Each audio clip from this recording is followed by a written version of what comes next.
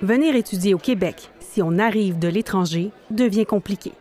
Le gouvernement serre la vis et impose des plafonds au cégep, universités et collèges privés. La capacité d'accueil au Québec n'est pas infinie. La capacité d'accueil dans notre réseau d'éducation n'est pas infinie non plus. Avec la nouvelle loi 74, Québec a le pouvoir de légiférer sur le nombre d'étudiants étrangers.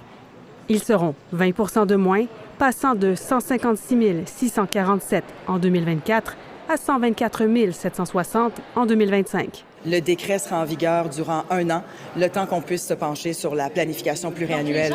La baisse est concentrée dans les institutions collégiales privées ou les établissements privés subventionnés. On vise les diplômes et attestations d'études collégiales. Au Collège La Salle, on devra limiter le nombre d'étudiants étrangers à 2 241 pour la prochaine année. Rien d'inquiétant pour le PDG, dont l'institution roule à pleine capacité.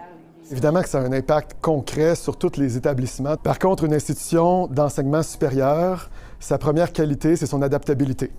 Dans les universités, on est très inquiet. Nos demandes d'admission sont en chute libre au Québec, moins 15 l'automne passé à l'Université de Sherbrooke, moins 40 cet hiver, puis on a moins 60 de nos demandes d'admission pour l'automne prochain. Donc pourquoi rajouter un décret?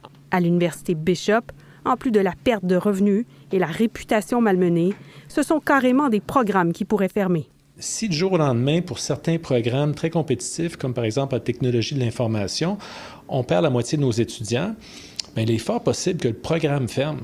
D'autres ne comprennent pas qu'en ces temps économiques incertains, on agisse de la sorte. Si on a un défi d'attraction du talent international, bien, on n'arrivera pas à se repositionner par rapport aux États-Unis. Au Parti libéral, on craint un exode de cerveau. Le Parti québécois, lui, trouve que la CAQ copie ses idées. Et à Québec solidaire, on déplore l'absence de consultation des établissements concernés. Ici, Élisa Serret, Radio-Canada, Montréal.